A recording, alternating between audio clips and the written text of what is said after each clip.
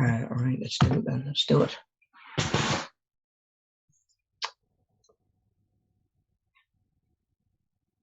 Okay, we're live. I'm being told we're live. We're ready to go. Good morning, everybody. Welcome back. We are just keeping the ball rolling with our level 1 vocational studies course. Where's that coming from? Bear with me, guys. There we go. I can hear my own voice out of the stream open in the background. Okay, so yeah, welcome back. Yeah, we're just rolling straight on with our course where we're looking at understanding and trying to overcome barriers that we might face to health, fitness, good food, and making those healthy choices as well. You know, we've talked about it already. You know, we all know that we would benefit from some exercise and some eating some fruit and some veg and stuff like that. But there's lots of reasons why we end up not doing those things as much as we should, and that is of course what we're exploring. And what the topic that I want to sort of dive into today is that of sort of health and safety and making sure that we are exercising safely, because it's the best way to be consistent if you're not picking up injuries. And of course we never want to be a risk to the people around us as well. Everybody should be able to go to the gym, into a fitness environment, whatever it is. It could be just out walking. Everybody has the right to feel safe as well. You know, so we're thinking about other people's safety as well as our own. But yeah, guys, that is what it's about. You know, of course, we are responsible for our own health, and like I say, in that situation, the people around us, and yeah, just making sure that we're not picking up injuries and we can just be consistent. You know, you could have the best training plan in the world. If you go in on week 1 and injure yourself and you need 6 months off, you're going to go back over rather than front over, aren't you? You know, so it all comes down to, again, doing it safely and making sure that we can participate safely and by extension sort of consistently as well. So that's where we're at this morning. Before we jump in, as always, just going to sort of direct your attention towards the description box underneath the YouTube video, where you'll find any of the extra information that you might need, you know, sort of learner, supplementary learner info, links to our social media pages are in there. And then we've got stuff that relates to today's session as well. So we've got the workbook that you guys are going to need to download. You should already have it because it was the same one that we sort of started on last week. But if you haven't got that yet, the link to the workbook is in the description, so you'll find that there. Any problems with that, let me know. Drop me an email. My email address is in there as well. If you drop me an email, I can just send it over to you if you're struggling to get your hands on it any other way. So my email's in there. As always, we have a workout video. Today's we're doing a little bit of sort of resistance training. So I've dug out a couple of just cans from the cupboard and just an old tea towel, you know, and just doing a couple of different exercises with those few bits. So definitely check that out, guys. Just to see some of the stuff that we can do with stuff around the house. We don't need weights. And again, in names of health and safety, we don't need big, massive, sort of complicated machines and stuff like that to just keep active and to keep moving. So yeah, definitely check that out. If you're fancying something of a little bit of a different sort of pace this morning, maybe it's a stretch, maybe something a little bit more intense and sort of higher cardio, same again, guys, follow that link. It'll take you straight to our workout playlist, and you can just pick one from there whenever you're feeling, any day of the week. And the last thing to mention in the description is the survey, guys. As always, massively appreciate you just taking not even 30 seconds to complete that survey. If you click that link, it takes you where you need to be. You can put your answers there, and the answers come straight back to us. You don't need to download it, fill it in, send it back, or any of that. Nice and easy. Helps us fill in some paperwork on your behalf, and we don't have to ring you and all of that sort of thing. And at the same time, look, guys, your feedback's always important to us as well. So yeah, that pretty much covers everything that's in the little description box, anything that you might need in there. So let's get into the health and safety side of things then. Okay, so last week, just as a little bit of a recap before we really do dive into the nitty-gritty of it, so we looked at different fitness activities we could get involved with and how each might help us towards our fitness goals. You know, we were talking about our different classes and stuff like that. We looked at different classes and what they involved. And then we also looked at venues in the local area, and of course encourage you guys to look at venues in your own local area where you could take part in certain activities such as gyms. You know, where is the nearest fitness classes to you or whatever, you know, where's the nearest sports hall that you can use or rent or whatever it is, or again even go along to a class in. So yeah, just sort of exploring what was available to us, as you know, again, thinking health and safety. A bit of a long, obviously a long picture and the big picture of it, but this time last year, guys, it wasn't safe to do a lot of these things, you know, or a lot of people felt like it wasn't safe. And to be honest, it wasn't safe. And it was up to people if they took that risk or not, you know, when things opened up sort of after lockdown one, before Christmas sort of came around. So yeah, even when things were open, you know, a lot of people still didn't feel confident going and using the swimming baths, or the gym, or going to indoor classes and stuff like that. And then of course, lockdown, those things were actually totally closed. We weren't able to go and do them at all. So, you know, arguably, you know, there's a lot more of us double vaccinated now. So we are a lot safer going and doing these activities, you know, and sort of combating the effects of probably the last 18 months where we've been a lot more inactive. We had access to a lot of these things, and a lot of us have been work from home, stuck at home, and that sort of thing. So now is a really good time to be thinking about it. You know, mentioned last week, of course, I hate to say it, guys, but this time in 2 months, Christmas is done. Christmas is gone. So again, thinking about getting ahead of the curve, thinking about, you know, get ahead of the mince pies and the turkey and all of that. And of course, if we're thinking about our fitness now, we're going to be, what, 10, 12 weeks into our program by the time January comes around, and everybody else is jumping on the same bandwagon. So, you know, you could be what, three months down the line by the time that comes around, 12 weeks or whatever it is. So yeah, really good time to be thinking about our local area, what is available to us, what can we go and do, and find a bit more information. What does it cost? Can I get there? How often, like, is it on every week and stuff like that? So don't stop investigating, guys. Don't stop chasing that up, because you never know what you might find. You don't know what's going to prop up this week that wasn't on last week. New stuff always coming through. And of course, there's always there's more and more funding being made available to put events on and groups on and stuff like that to help, again, combat the isolation and the inactivity of the last 18 months. So definitely sort of keep your finger on the pulse, guys. Keep your ear to the ground, what's going on in your local area. Okay, so what we're going to cover today, we're going to be looking at health and safety in the workplace and a little bit at home, health and safety in a fitness environment, a PARQ, which is a physical activity readiness questionnaire that you've maybe filled in if you've joined a gym or taken on personal training or something like that. And we're going to be looking at health questionnaires as well, yeah. So lots to get into to do with making sure that we are doing the right sort of exercise for us, knowing our limitations, and then carrying out the activities safely as well. Okay, so a little bit of hazard spotting, yeah, a little bit of risk assessment. So we've got a office space here, and in fact, I'm going to make it a little bit bigger so we can have a good look at that. So we've got a lot going on. We've got a lot going on in this. I'm just trying to make sure I'm following along with the chat as well. We've got a lot going on in this picture, and this is potentially one of the least safe environments. This is like an office that's run by like Michael Scott, you know. It's absolute chaos going on in here. But how many hazards can we actually spot going on? Yeah, what can we see that's potentially a risk to the person involved or to the people around them? What is going on where people could actually find themselves getting hurt? Okay, let's break it down then, guys. So as always, I've got one eye on the chat.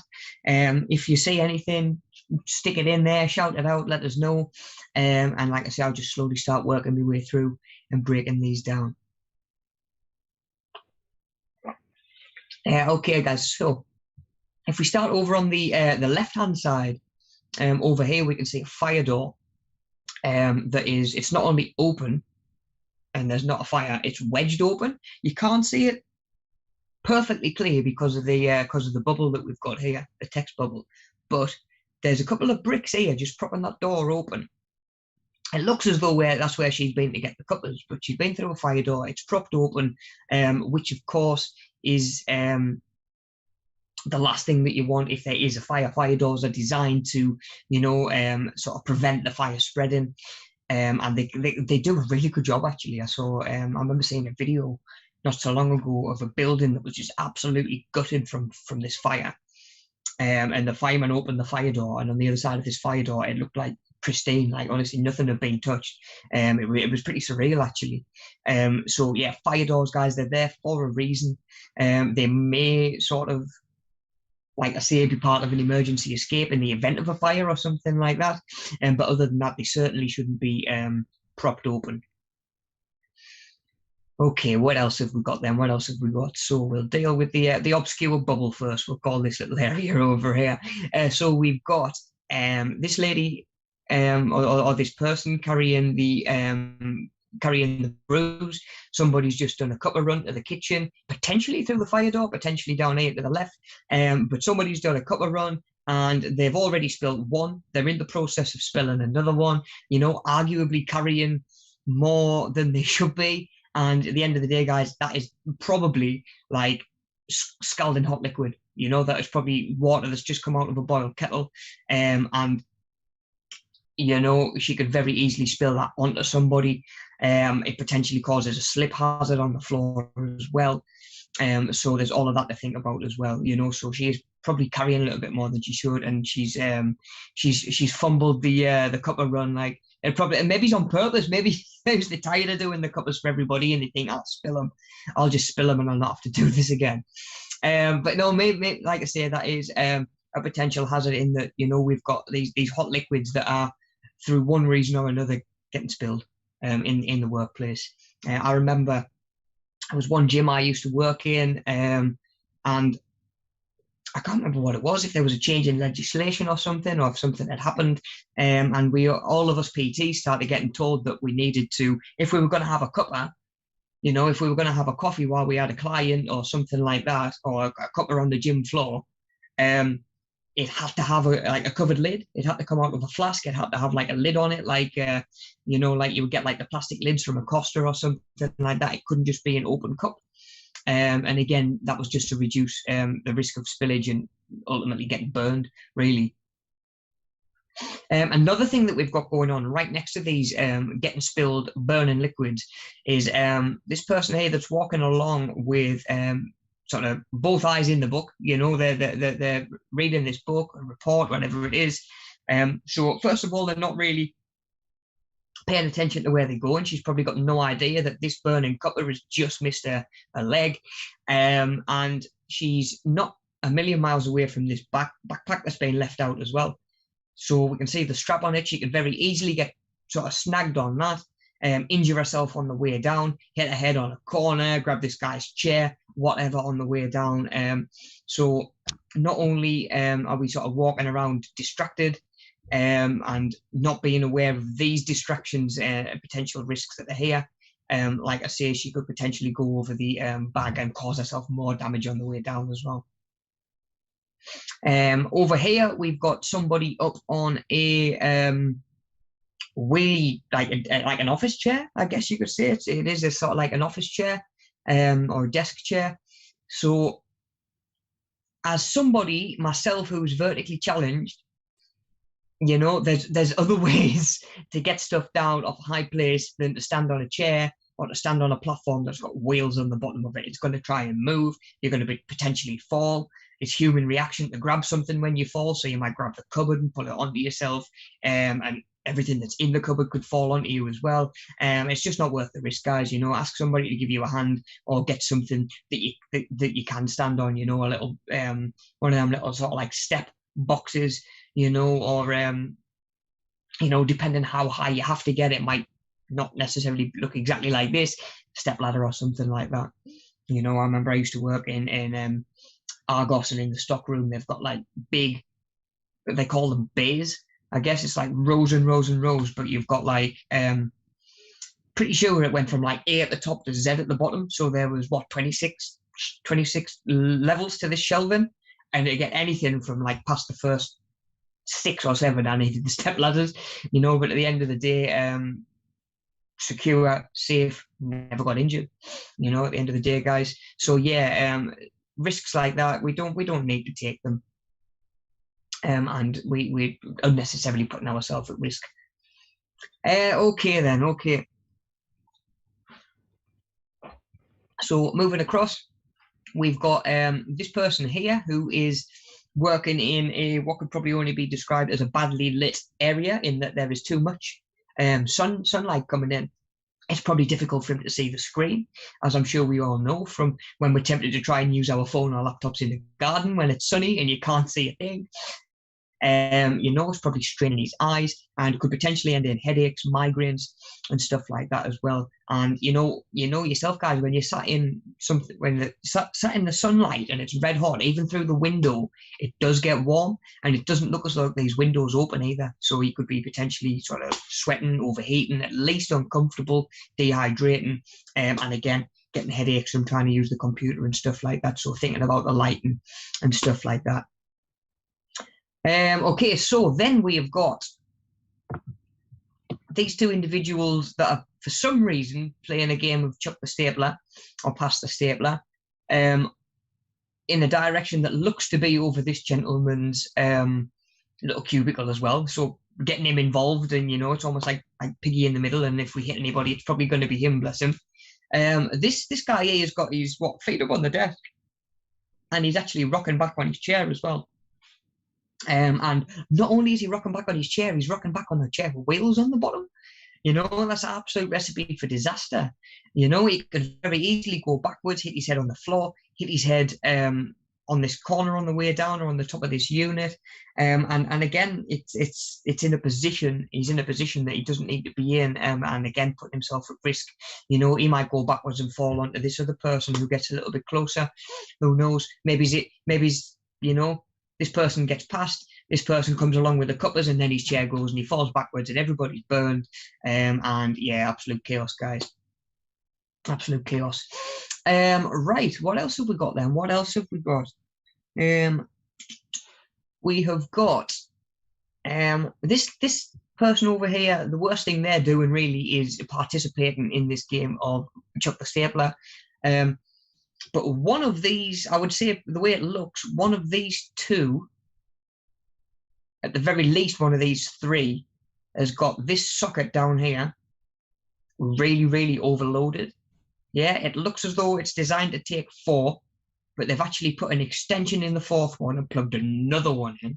Yeah, so there could even be another plug stuck in the side of that one. So there could be what, 5 or 6 different things plugged in there. And again, depending on what the capabilities of the sort of extension plug is and how much it's designed to take, that could be another potential fire hazard as well. So making sure we're not overloading sockets and stuff like that, guys. This bin down here probably could, it could do with emptying. And again, it's just kind of, it's potentially sort of telling us that, in terms of waste disposal and stuff like that, they're not great. We don't know whether there's just paper in there, or maybe there's like old manky food and banana peels and stuff that's not been emptied for a while, or it could just be paper. But still, it's quite in the way of this little pathway, isn't it? We've got 3 people walking down this little sort of gap down the middle of the office, and they're all carrying something. And the last thing that you want to do would kick something that you're not expecting to kick. You lose your balance and you fall over with whatever you're carrying. So even just the bin where it is, even if it was empty, could do with being sort of tucked out and being a little bit more sort of, not only more sort of concealed and out of the way and a bit safer, but a little bit more convenient. It looks like the only person who can use this bin is this guy. Hey, get it around where everybody can use it. What else have we got then? What else have we got? So we've got as well this printer here, I guess, as well. Looks as though it's printing out this way. So where's people going to stand where they're waiting for the copy? They're going to stand right next to this bin, and they're again going to be in the way of this little sort of corridor down the middle of the office. So, if we turn that 90 degrees and it's facing that way, somebody could stand there and wait for the copies there, and they're out the way. Yeah. Last thing over this side then that I can spot, and again, if anybody sees anything else, do let me know, is this this person here who is certainly carrying more than they should be. That looks quite heavy. You recognize the lean that you do where you're leaning back to sort of counterbalance the weight. That'll be putting a lot of strain on his back. How many times a day does he do this, guys? I mean, once is enough, but this could be, you know, part of his sort of job all day long. What you could do with would be like a trolley or something. You could put heavy paperwork on and stuff like that, and then move it around that way, you know. Or at the end of the day, just can you maybe carry one box at a time? How heavy is that one box? Do you still need a trolley? You know, but could he get away with carrying one at a time, and might that be a little bit more manageable as well? Again, we've got to think about our manual handling, guys, when we're lifting stuff. And to be truthful, any job that requires you to do manual lifting should have equipment in place, and they should train you sort of properly on how to do that as well. Right, so just move a little box out of the way. Right, we've got to have a couple down the bottom then. We've got to have a couple down the bottom. So this person here he seems to be having a little bit of a crisis. He appears to be very stressed. And his workplace is an absolute clutter, really, you know, when we're thinking about keeping stuff organized, being able to keep on top of your work and stuff like that. It looks like he's maybe got some kind of virus or definitely some kind of error coming up on his computer. And that's something I can relate to as being stressful as well. So this, a little bit less of a physical hazard, but, you know, still something to be aware of in the risk to mental health, you know, when it comes to mental health and stress and all of that when it comes to life in general, but certainly the workplace as well, you know. And I would say that certainly having your desk a little bit more organized, a little bit more tidy, could help with the stress side of things. You know, maybe it's just a computer that's doing his head in and he needs a little bit of help, because I can relate to that one as well. Okay, guys, then the last thing really would be back to the bubble of obscurity. We've got this person here who is spilling what to me looks like it could be staples. There's something coming out of this box anyway, and you know, that's a obviously sort of like a trip or a slip hazard, depending on what it is. I'm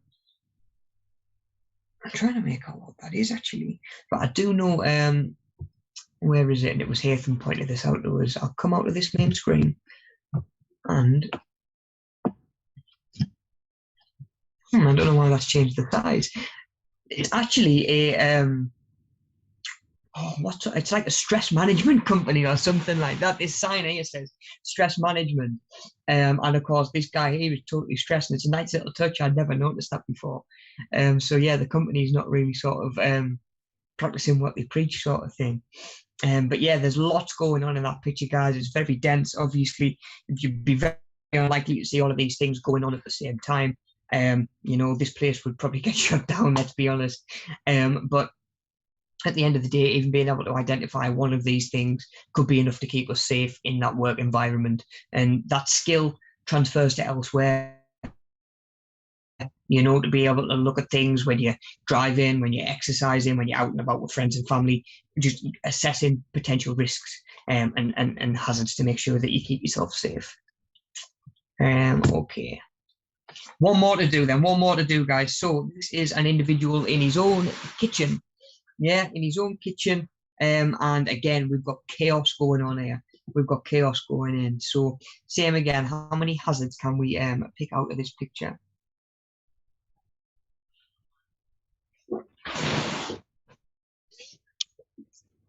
Okay, guys, so let's start. Where to start? Let's start bottom right. Let's start bottom right with the sports bag, which is again been left out. There's a strap that's very easy to trip over, and the bag itself, you know, you're not looking. God forbid you're walking around the kitchen with a knife or scissors or something. You kick your sports bag down, you go, and you know, you're falling with a sharp object in your hand, and it's, you know, it's an absolute sort of look how it pans out from there, really, isn't it? Not only that, but he's got his other door open, so we can't actually see very clearly these trip hazards and slip hazards down here. You know, he's got laundry coming out the washing machine, so not only is there the trip hazard, there's extra water as well that you could slip on. you know. So making sure that we can sort of see the sort of space that we're about to walk into as well, you know, is really important. Make sure that we're not going to bash into anything, trip over anything.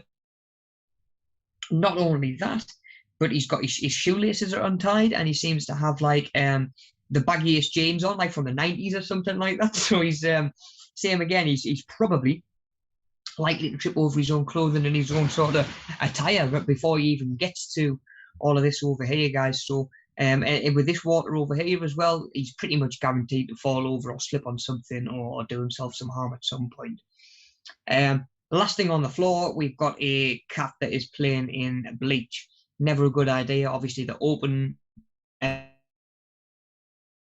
bleach shouldn't be out. If it's out, it should have the lid on unless it's being used. If it's being used, the cat should be out the way. So yeah, danger to the cat as well as you know, the environment where there's just bleach. It could be giving off fumes or anything, guys, that's going to be toxic, not just for the cat, but for this person as well. You know, so again, 1 minute you're walking along, next you know, the fumes from the bleach go to your head and down you go, potentially taking a couple of these pans on the way down, you know, because the handles are pointing out over, very easy to knock. If you've got kids, they can very easily reach up and pull on a pan and they get a pan of boiling water on them or boiling fat or whatever it is. So yeah, you could potentially, you know, even pass out from fumes from the bleach and hurt himself on the way down on any of the things that we just talked about. You know, you can even lamps, certainly not when he wakes up. Okay, what else have we got? And what else have we got? We moved on to the individual themselves. So let's just stay there. He's got a big loopy chain again. You know, it's I'm getting some very 90s, early 90s vibes off of this one. He's got a big loopy chain, potentially with a wallet attached to the end. Who knows? As was all the rage back then. But that's the sort of thing, guys, that's going to get caught on like one of these door handles or one of these cupboard handles or something. You know, again, we've all done it where you go to walk through a door, you know, your belt loop gets stuck on something, or you know, if you're in like your dressing gown loop gets stuck on the door, or whatever it is. We've all been there, and it's frustrating. And you know, sometimes it can hurt, and you can jar yourself a little bit. But again, that might be enough to make them fall over. It might obviously open the cupboard and whatever's in the cupboard becomes a risk as well, you know, especially if you've got a cat running on the place, wanting to be in and out of stuff. Okay then, so up onto the workbench. Let's start over here. So we have got we've got a kettle that appears to have boiled. So obviously we've got boiling water in a kettle to be aware of. The kettle doesn't really look in danger of spilling. The biggest problem that we've got with the kettle is that the power lead and the cable is over the hob. It's over the oven, so it's over either it looks like it's an actual open flame hob as well, you know, as opposed to sort of like one of the tops that heats up. So we've got an open flame, and we've got electrical wires passing over this. Not just one, but at least two, potentially four, if there's two either side. Four open flames, and that's absolutely no good in terms of, you know, it's going to mangle your cable and potentially cause like fire and stuff like that. Again, if we follow the cable into the wall, we can see that this is potentially overloaded as well. One socket, they've put a two socket in and loaded that up. And this other one that we've got here, this other plug leads around to this toaster, which is very strategically placed right next to the sink for washing up, where there's loads of water. We can see there's water on the workbench as well. So again, you know, we're going to be potentially sort of knacker the toaster and, you know, potentially cause a fire there as well, or an electric shock. It looks as though there's something coming off the top of the toaster, but I can't quite tell what that is.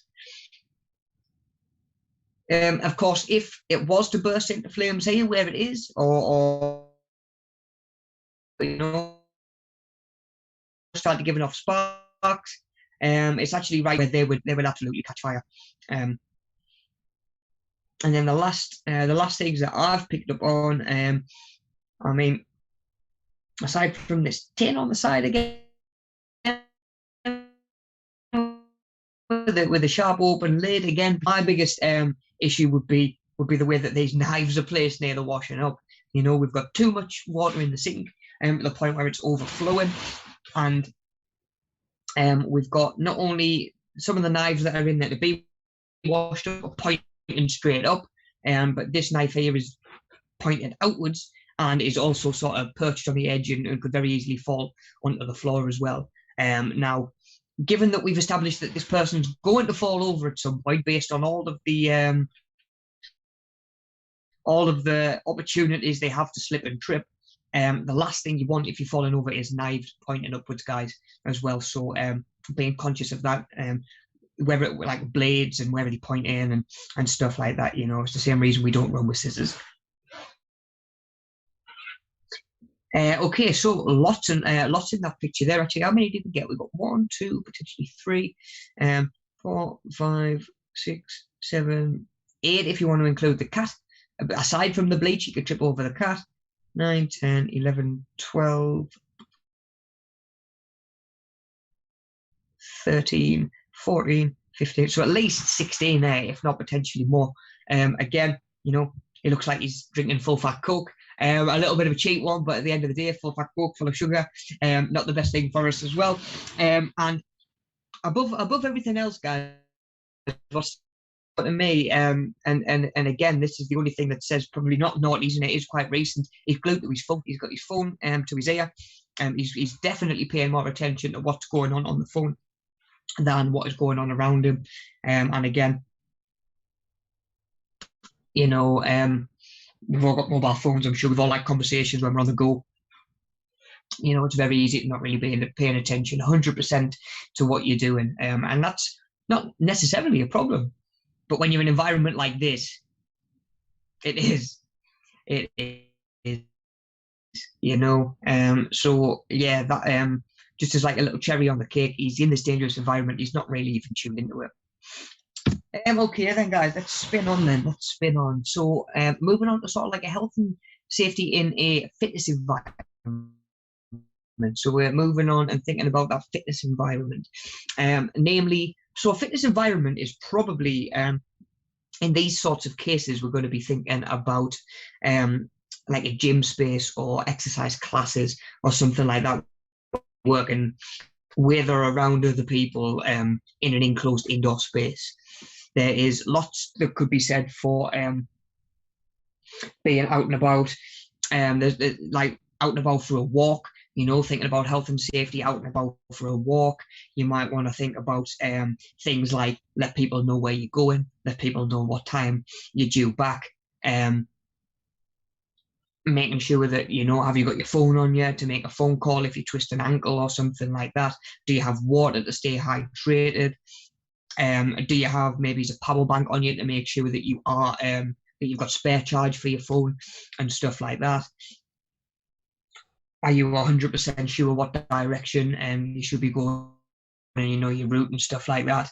Oh, just saying, we've got a Wib in the chat. Morning, Wib. Nice to have you in, buddy. To the best of my knowledge, everyone at Media Savvy is good. I'm still working from home and don't get in the office a great deal at the minute. I've, of course, spoke to Hatham a little bit this morning. It sounds like everybody's all good at Media Savvy. Diego's is progressing nicely and slowly getting there. So, yeah, lots of exciting stuff going on at Media Savvy at the minute. I didn't recognise the office last time I went in, the amount of work that's been done. I thought I'd gone into the wrong building. But I hope you're well with. I hope you're good, buddy, and keeping safe. We're just talking this morning about a little bit about staying safe when we're exercising, mainly in a gym environment. And I know that you've mentioned being a member of the gym, Wib, and you might be able to chime in a little bit and, you know, share a little bit of your experience. What stuff have you seen in the gym that could potentially be dangerous, and stuff like that, you know, either to, you know, the person that's doing the action or the behavior, or to other people around them as well, you know, because I know I've seen plenty in the gym over the years which could, you know, potentially endanger the person or people around them.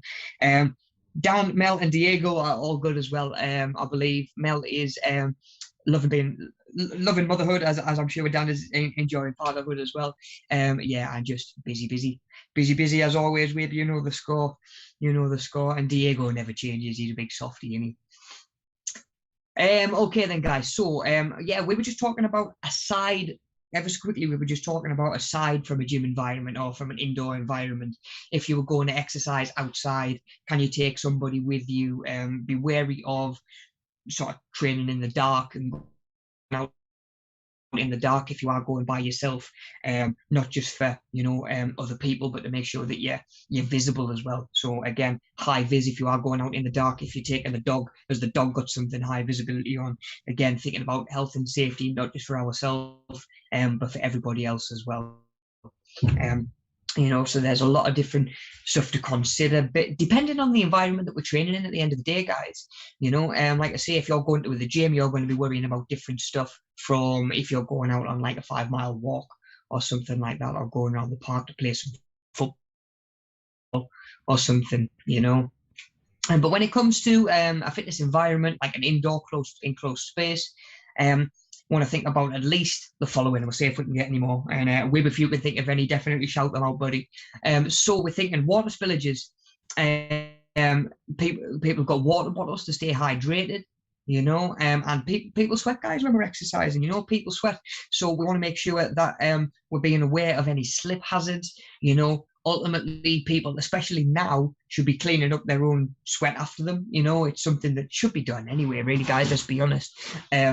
If you don't want to clean your sweat, nobody else wants to clean your sweat.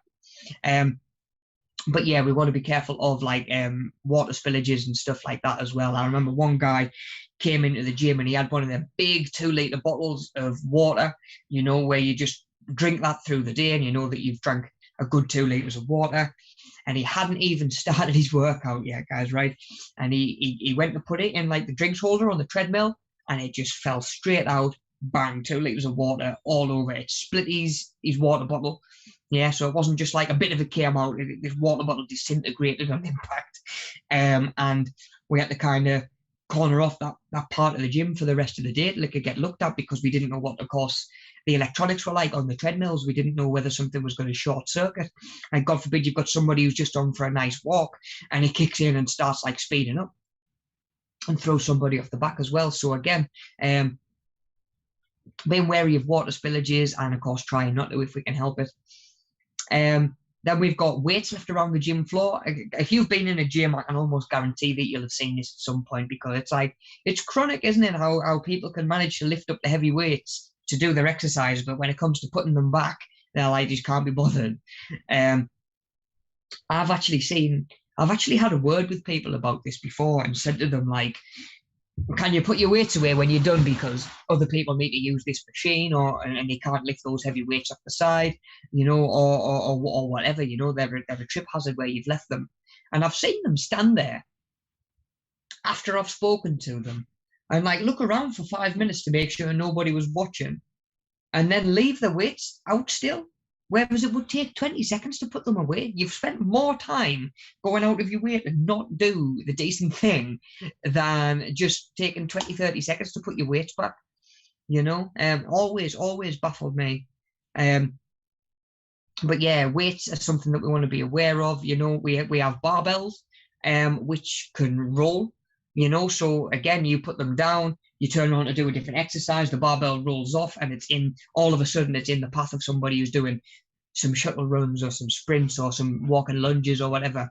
It could be stuff like medicine balls. They end up in places that you wouldn't want them to. It could be battle ropes that have been left out and not sort of tidied away properly that you could trip over.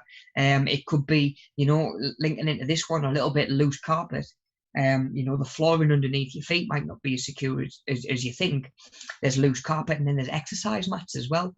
People might get an exercise mat out, do some sit-ups, to give you that nice little bit of padding on your back. That's what they're there for. But remember to put it away after you as well, because it's so easy to not really see them and trip over them. And again, if you trip over something and you've got like 60 kilograms of weight on your back, you could cause yourself some real damage on the way down. And when you hit the floor, guys. So, yeah. thinking about removing anything that we could potentially trip over, be it loose carpets, be it exercise mats, weights, water spillages as well. What else have we got then? So we've got fire exits that could be blocked.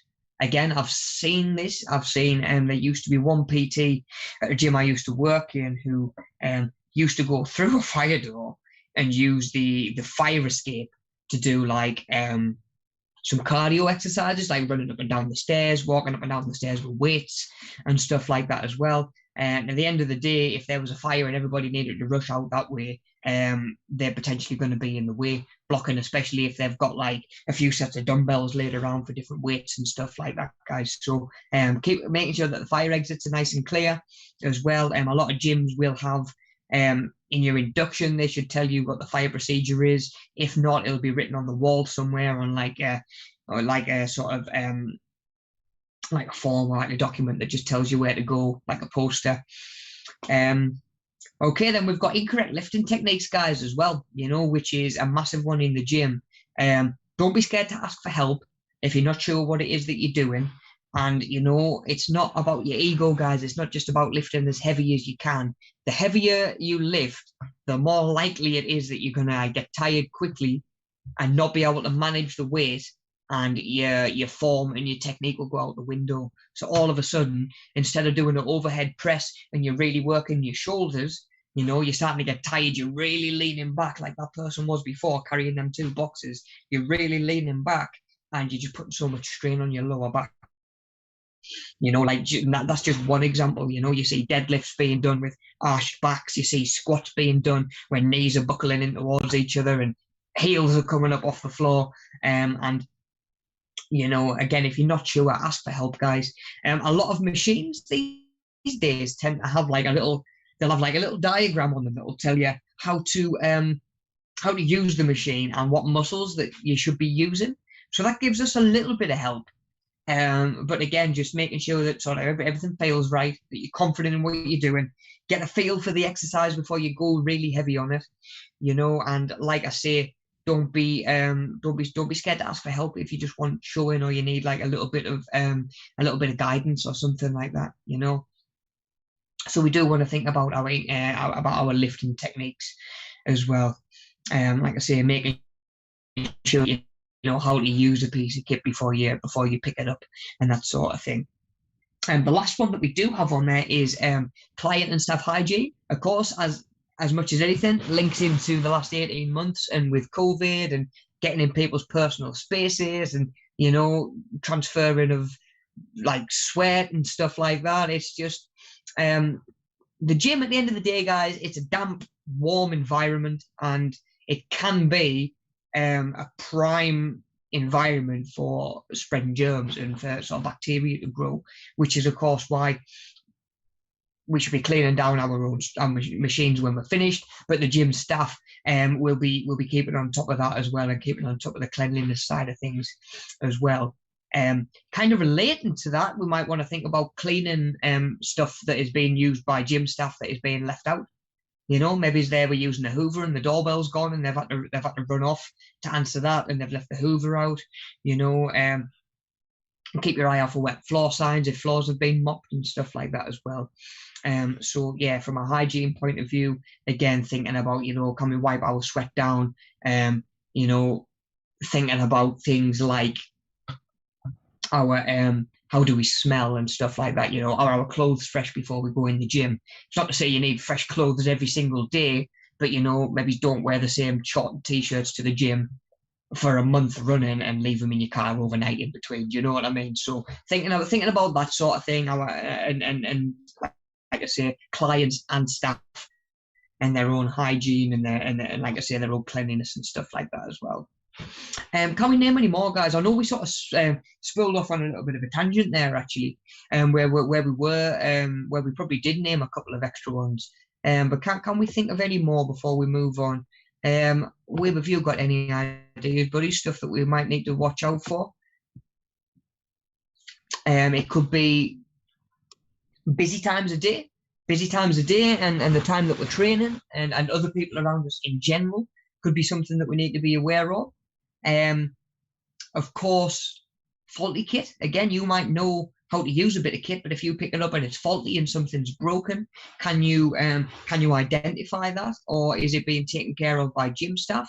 You know, is there an out of order sign on the machine that won't work, or something like that? You know, and then I guess the last big thing to really think about is the individuals, and in this case, your own needs and limitations. Know your limits a little bit, guys. Don't try and go too heavy. Don't try and do something that you are like, sort of don't just dive in at the deep end. Don't do something that's asking too much of you and your body. And this can actually sort of help the instructor as well. If you speak to somebody and tell them a little bit about why are you training, what's your goals, any injuries and stuff like that you've had in the past, somebody should be able to, a member of staff should be able to point you in the right direction of what training sort of best suits your goals. You know, for example, like somebody who's trying to bulk up and put muscle on doesn't need to be at a spin class burning calories, etc. You know, that sort of thing. That's more a bonus of people knowing your limitations. But again, if a gym instructor knows, okay, you've had a knee replacement a year ago, right, okay, we're going to keep you away from these machines or these exercises, don't do this, don't do that. And of course, without that information, a PT or a gym instructor wouldn't be able to sort of make that call. So really, the more that your instructor knows, or the more that the member of staff knows, the more they can sort of keep you right and point you in the right direction as well. Okay then, guys, so spinning on. Why would a fitness instructor need to be aware of an individual's needs or exercise limitations? So we've just talked about one of them, and thinking about making sure that they are sort of exercising in a way that is relevant to not just their goals, but, like I say, their limitations and their needs. You know, for example, I had and again, this comes in kind of with this first one, in the idea of injuries and just from a health point of view. For me, I had a lady come in the gym once who wanted to sign up for PT, and she wanted one PT session a week for an hour, and she wanted an on-peak membership where she could come in any time of day, or she thought that was the only membership that there was. So she came in and spoke to me, and she had chronic fatigue. Recently diagnosed, and she was coming to grips with it and living with it and how to deal with it and all of that sort of thing. And I, did a little bit of research, because I'm not I've never been an expert in any one sort of health condition, any one disability. I like to take a new individual under my wing, start to work with a new person, and then do any research that was sort of required. So I went away and did a little bit of research and looked into it, and it came down to the fact that this individual really shouldn't have been doing more than 10-15 minutes of exercise at a time, and very, very light. So straight away I was able to say to them, look, I can give you some exercises to do, but I can point you in the right direction, but we only do 1 hour personal training sessions, and I can't rightly charge you for 1 hour personal training when you can only do 2 minutes. I said, I'm not willing to do it. I will write down what you can do for 10-15 minutes, and you can come and do this. Come back to me when you get bored and you want something else. But we can't do PT right now. We can't do PT. I can kind of from a distance, and I can come with you for them 10 minutes maybe, but you can't do it. You shouldn't be doing an hour. You would make yourself worse. And if she hadn't disclosed that information to me, I'd have said, right, we'll do an hour, come with me, let's go. And she'd have really overdone it and potentially gone so far back over. It's one of them that always sticks with me, and it's just a perfect example of why we need to know this sort of thing, guys. Like I say, other things like injuries, if you've hurt your back, that can keep you away from certain exercises. I can put you on machines that give you like a chest support or a back support, so your back muscles aren't going to work as hard. Vice versa, it might be the other way around. You might need to strengthen those back muscles. You might need some exercises on how to isolate them and make them work independently to really start to strengthen them. And again, your instructor is probably going to be the person that's going to help you out with that, and they need that information. Another one that I've certainly used myself over the years with this information is the dislike of certain exercises. Like, yes, but like, granted, guys, at the end of the day, for aspects of exercise might not be the most enjoyable thing in the world. Sometimes exercise might feel like a bit of a chore, depending on how we're feeling day to day, depending on how far into our fitness journey we are. Are we in that routine yet? But certain things can be avoided or worked around if you have a genuine dislike. You know, you're not going to like everything that an instructor tells you to do, but you know, if you really, really dislike something, there should be a way to work around it, really. You know, like I would ask people, what's your favorite form of cardio? And if it was cycling, I'd be like, okay, when we do your warm up for your session, we need to do 5 minutes cardio. I might as well make that cycling. If I know full well that you hate, if you hate cycling, and I'll say, right, let's go warm up. We're going to do 5 minutes on the bike. You're going to be deflated straight away, aren't you? You know, and already like, can't wait till this is done. Whereas if I know that you like a certain thing, I'll try and incorporate it as much as I can to obviously keep you involved and enthusiastic, you know.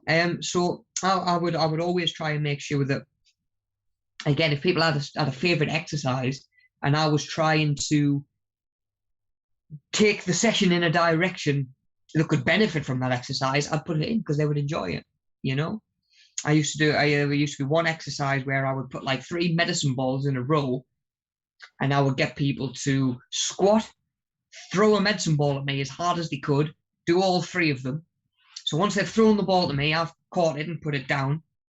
So the 3 medicine balls are on my side now and not theirs. And then we would run and switch and they'd do the same from the other side. And people used to love it because I would be involved with them. I would obviously be sort of running around as well. And it felt like we were doing it as a team. And it ended up being like quite a popular finisher that people wanted to do because it was tiring, but it was really engaging as well. You know, so again, you can actually get more out of your time and your efforts. Certainly doing stuff that you enjoy if you can find it, and like I say, staying away from stuff that you really do dislike. You know, maybe you're a little bit conscious and you know you're worried about doing an exercise where your t-shirt's going to ride up and you're worried about your midriff showing and stuff like that. Speak to your instructor about it. You know, a lot of good PTs will have workarounds and ways to get the same benefit for you without putting you through something that you really do dislike. Effort levels is definitely something that we use it for as well. If I know your needs and your limitations, I can start to get a good idea whether you are working too hard and at risk of injury or hurting yourself or losing interest because you feel like it's unmanageable, or it could even be too easy. You know, do we need to make it a little bit harder? You know, do you need to be working a little bit harder? Are you having a conversation while you're sort of doing your workout or whatever it might be, or your exercise? So maybe it's too easy. And, you know, for all, like, at the time, you might be like, oh, this is quite nice. I'm getting away with this. This isn't killing us. Like, at the end of the day, you've gone there to put the effort in and better yourself. And if you haven't done that, you've kind of wasted an hour. You know, it's essentially, yes, going along and doing something is better than going and doing nothing. But if you're just going to go and find it a breeze, you know, you need it. You need that level stepping up a little bit, and even if just to keep you engaged. Because if it's too easy, you're going to be healthier than if you were sat at home, but you're not going to be getting the results that you want, and that is going to be very disheartening and off-putting. And sooner or later, your program might go out the window because it's not actually challenging you enough. Okay, so next one. So when we're thinking about limitations, it's not always physical limitations. Sometimes it's time. You know, how much time do you have to exercise? So I've had this before with clients again, where they're trying to come to the gym 5 days a week or whatever it is. They're trying to come to the gym 5 days a week, and they're taking an hour and a half every single time. And you know, there's 3 out of those 4 days they're running out of time. So they're actually only getting to the gym twice a week, but they're convincing themselves that they're going to go 5 times. So their training plan is split into 5, although they are consistently maybe he's only getting to 2 or 3 every single week. So there's potentially body parts not getting trained, cardio not getting done, you know, and all of those other great benefits that we do get from being active and being healthy as well. So we can use that information to help make things a little bit more accessible for you. Like if you only have, like if when we break it down, if it turns out that you only have what consistently 40 minutes a day to train, I could write you out a plan that should take about 40 minutes rather than an hour and a half, and you should be able to get to and get all of those workouts in a week. You know, if you're limited for time and you know maybe you've only got an hour to yourself on an evening because of kids and getting tea done, get ready for work and school the next day, you know, maybe you've only got an hour, the gym's 15-minute drive there, 15-minute drive back, you've only got half an hour when you get there. That's true. So could you instruct to write you down some stuff you could do in the house? Take out that half an hour driving, do half an hour's exercise and still have half an hour to yourself, you know. That's another way we could work around it. And big one on this last one is realistic goals and making sure that you've got realistic expectations.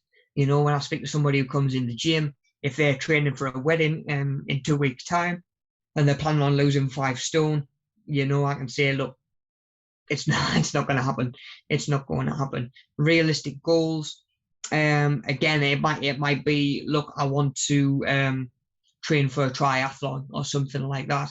And again, coming back to injuries and history and stuff like that, I might be able to say, look, I commend the ambition, but I don't think that would be great for your body either right now or in general based on what's going on, or whatever, guys, as well. So thinking about helping you manage your goals, maybe it's even setting goals. Maybe you haven't even got any goals, you just go into the gym because that's what people do, or you want to get healthier but you just go into the gym. Maybe that can actually help you set some goals as well and keep you a little bit more focused and on track, because without goals it's really easy to lose focus and lose sort of commitment and dedication because you don't feel like you're working towards anything really.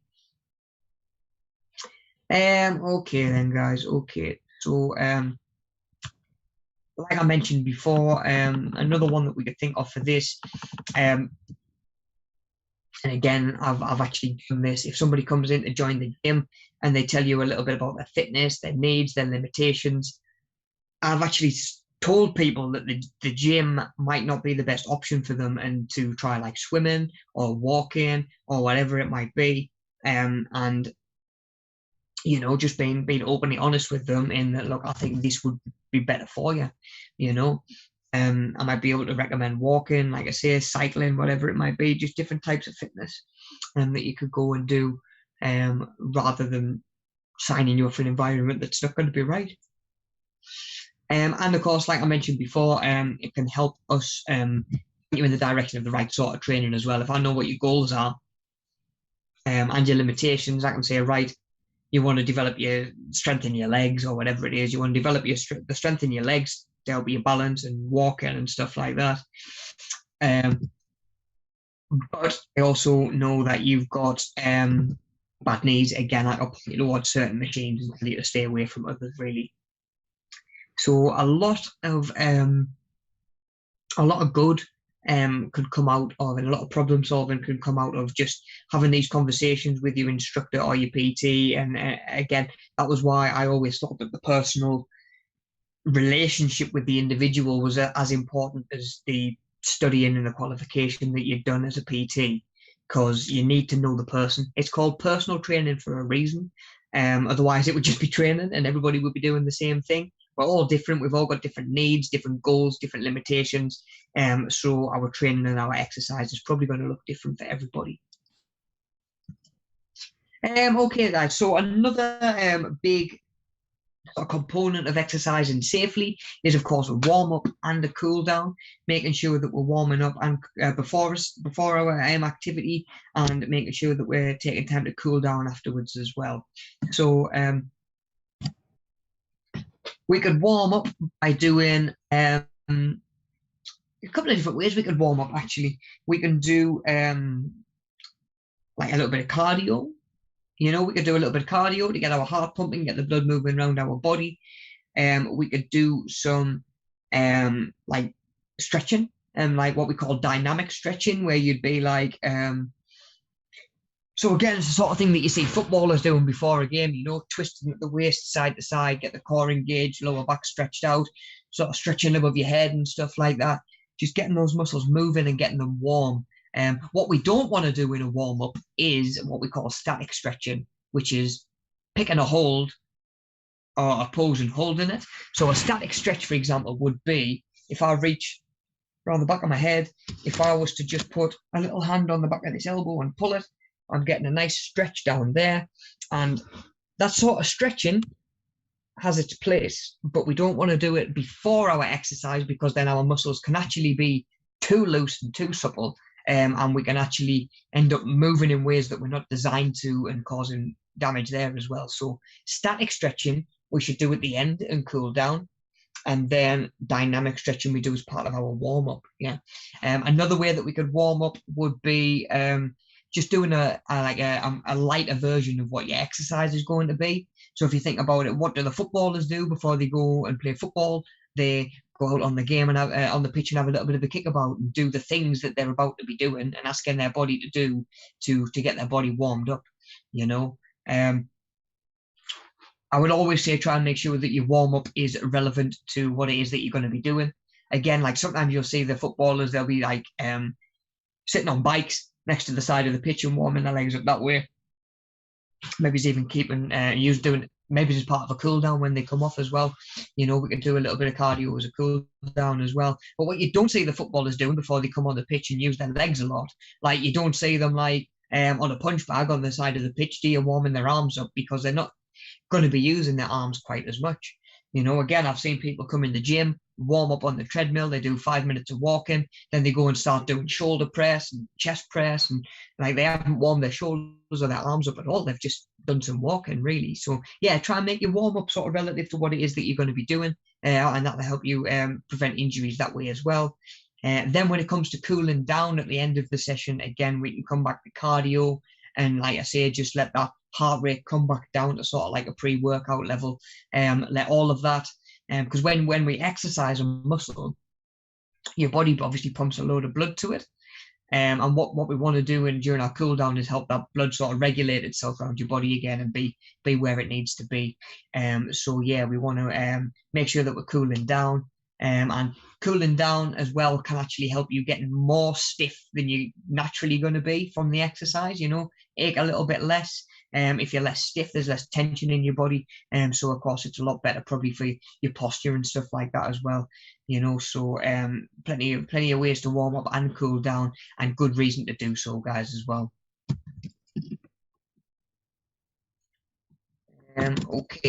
Okay. So what is a PAR-Q then, guys? We mentioned a PAR-Q when we were coming into today's session. So what is a PAR-Q? So a PAR-Q is a physical activity readiness questionnaire. It's a form containing information that we should obtain from the clients before they begin on a fitness journey. Yeah, so before you sign up for PT or a gym, potentially fitness classes, you should be filling in a PAR-Q that just says, to the best of your knowledge, and sometimes even the best of your GP's knowledge, you are sort of fit and able to exercise and do whatever that form of exercise is. Because as much as exercise would be really beneficial to probably 99.9% of us, there are a very small percentage among us, for different reasons, that exercise might not be the best thing right now. Maybe you've just had a heart bypass like last week or whatever. Do you know what I mean? Like there's no way that your GP would want you exercising and putting that much strain on your body. So the aim of it really is to, like I say, make sure that you are fit to go. And at the end of the day, if there's something that comes up that brings up any red flags, a PAR-Q will normally just direct you back to your GP to discuss it and get their clearance before you do join the gym or whatever it might be. So a PAR-Q is going to help us identify the apparent health of the individual. Of course, we are only going to find the information that they're happy to share, but hopefully they'll understand that this PAR-Q is for their benefit as well as yours. It assists in identifying individuals who need special attention or who should not be exercising until they obtain medical clearance from a doctor. So exactly like I was just saying a minute ago, sometimes you might need clearance from a doctor, or again, it might come back to that individual that I mentioned who had chronic fatigue, who did need a little bit of special attention. I couldn't have just sort of signed her up for the gym and sent her in and said, right, off you go, because she could have potentially done herself a lot of harm, really, you know. And again, without a little bit of a conversation with her and without filling in her forms, I'd have never found that information out. It creates great opportunities to ask the clients about their wants and needs, you know, their goals. Like I say, what do they like doing? What do they really dislike doing? Have they tried exercising before? What put them off? What did they enjoy doing? It's just a good chance to start building that relationship with the individual as well. Like, I would normally end up doing a PAR-Q and induction at the same time. And we're going to talk about an induction in just a minute and what you would expect. But what I would do, because an induction could take all day if you were showing everybody every single machine and everything you could do with them. You really would be there all day, and they wouldn't remember most of it anyway. So I would use the PAR-Q to find out their goals and a little bit about them, or as much about them as possible.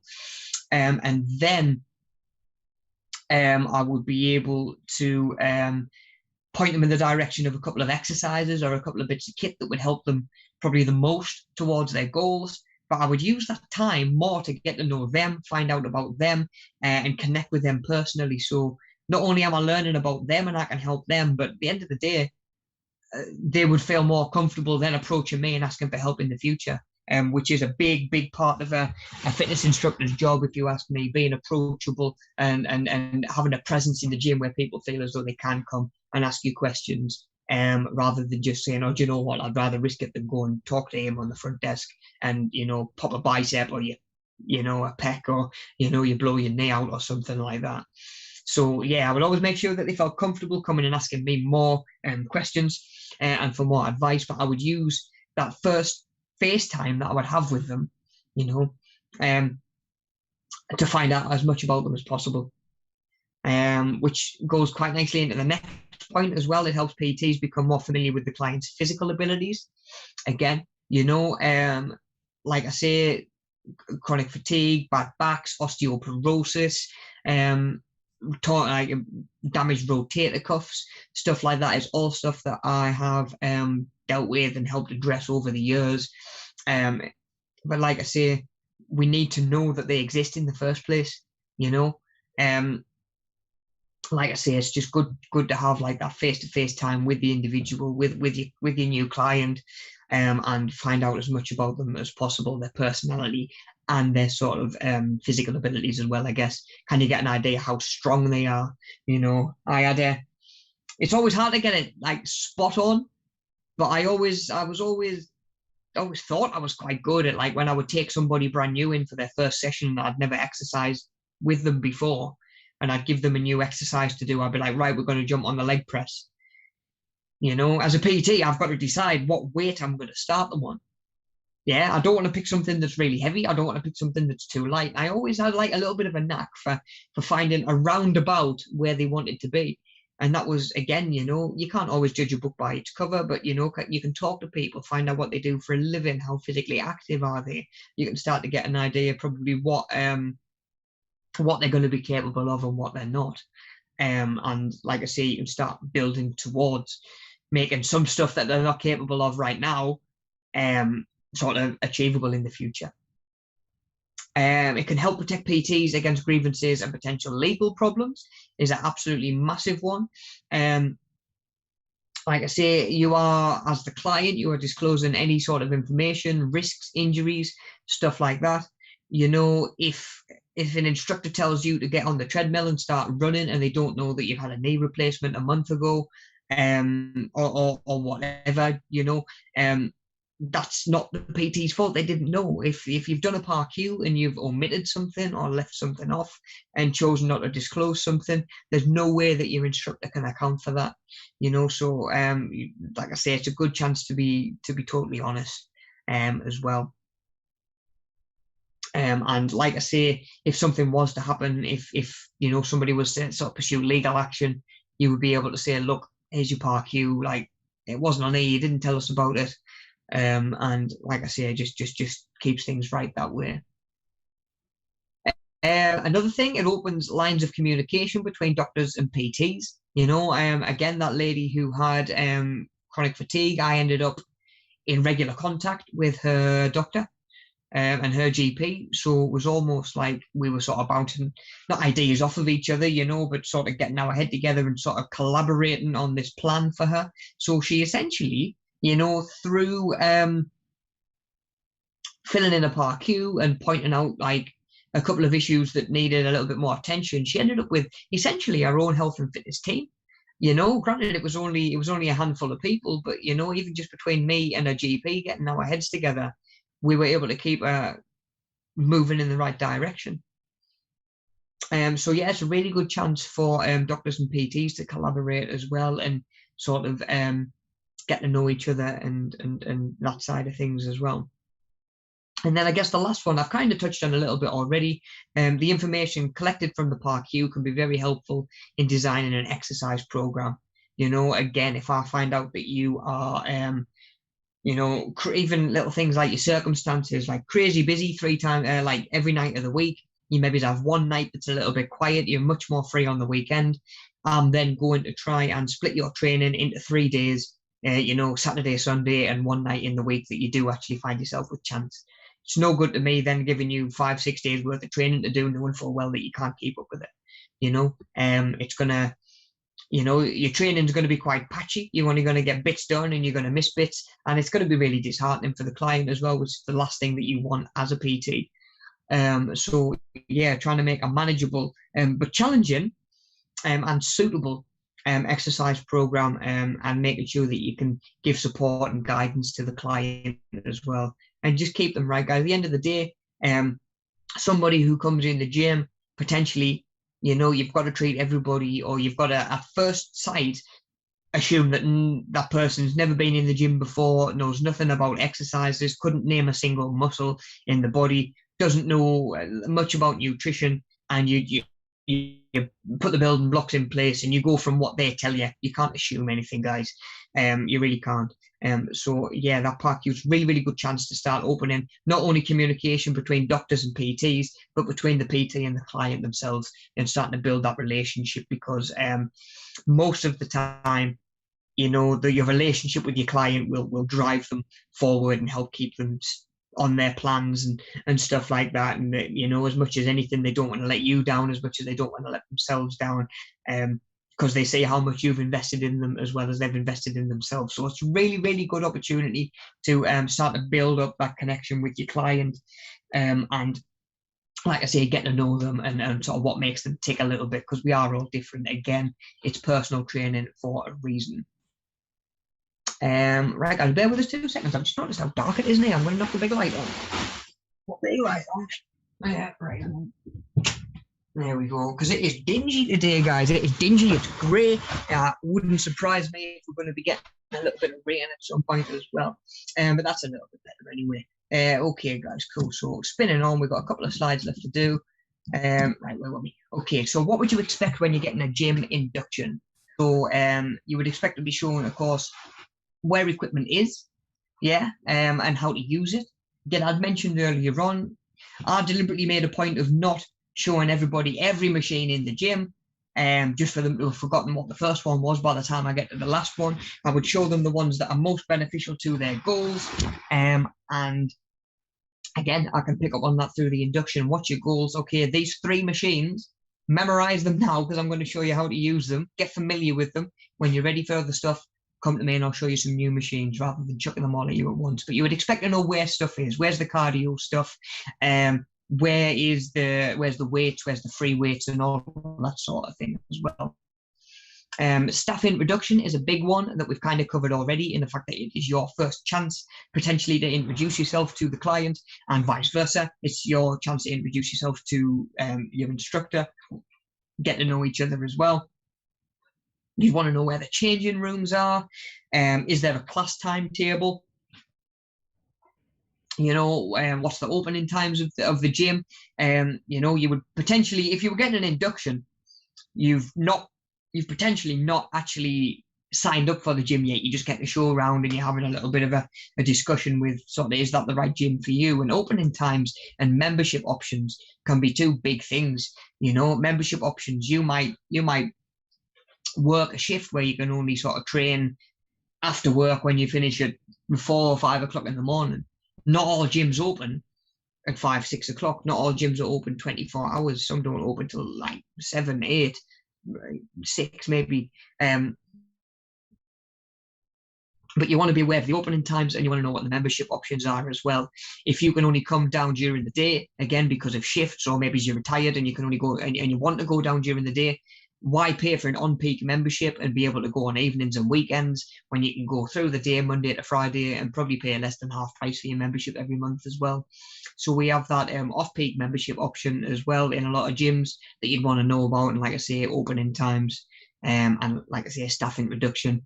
Not only potentially the person who's giving you the induction, but again, I would point out to the members of staff, that's our spin instructor, that's, you know, secretary, you'll see him on the front desk, those two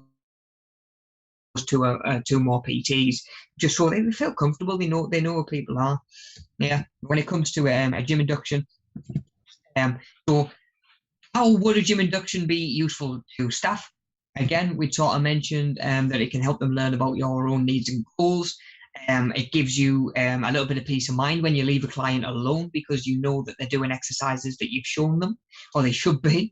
It builds a little bit of a reputation with that member. So again, I would make a point of trying to build that connection. Then if anybody did want to come and sign up for the gym, come and ask me some questions, or sign up for personal training, they were more likely to come to me as their point of contact, because they know me as their point of contact. And you know, during your induction, if you do decide you're going to join up, that's a good chance as any to get your paperwork done and filled out. And then next time you come, you've just got to turn up and crack on. Really, you know, nobody likes doing the paperwork side of things, and I can vouch, the staff included. You know, I never enjoyed doing the paperwork side of things, but you know, it's necessary to keep everybody safe and keep everything right. And of course, it's beneficial to the user, the client, because you know, you can potentially get the best value deal on your membership. Like I say, OAP options, off-peak, that sort of thing. Again, you're building your relationship with gym staff, and it's a good chance for you as an individual to ask questions and find out anything that you're not entirely sure of, including other facilities and stuff like that as well. Okay, guys, that'll wrap us up quite nicely for this morning, actually. I can't believe how quickly that little session's gone over. So yeah, we can start to see now why all of these documentation and all of these forms are needed, the roles that they play in keeping us safe, and of course the other people around us as well, including our instructor.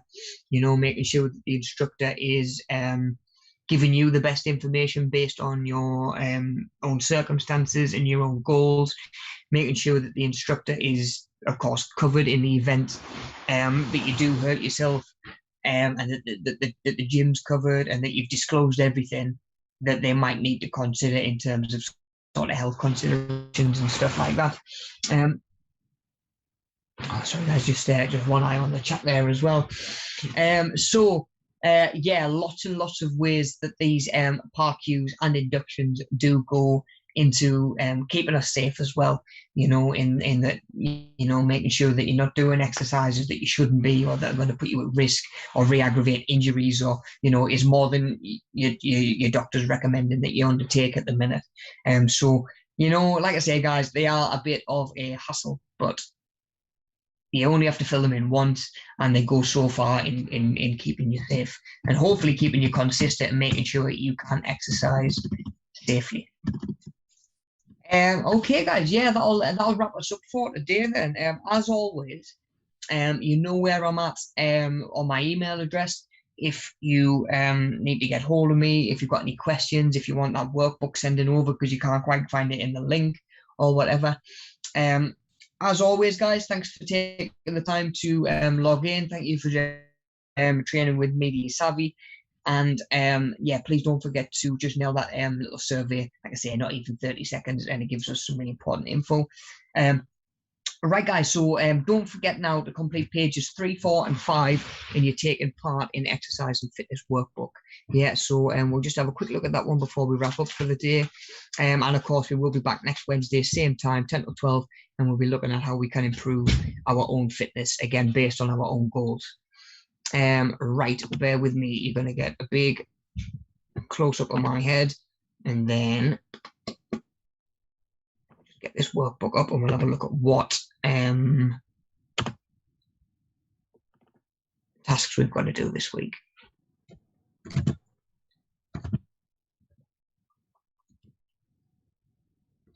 So if I share pages 3, 4, and 5.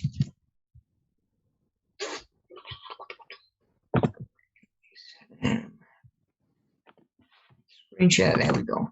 There we go, we got there in the end, right.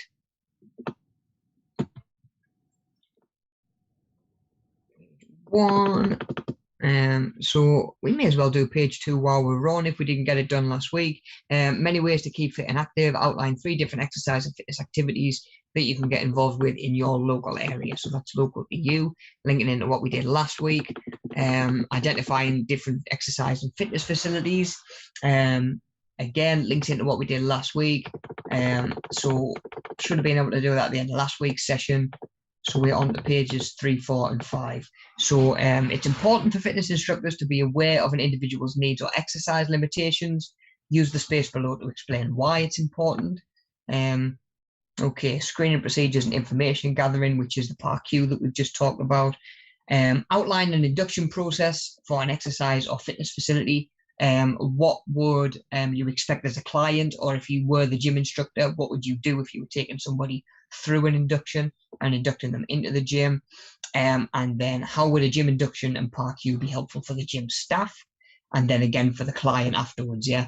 So kind of like we just talked about at the end of today's session. That was page 4. And then it was page 5. So outline warm-up and cool-down activities. One activity that's suitable for a warm-up and one activity that is suitable for a cool-down at the end of the session.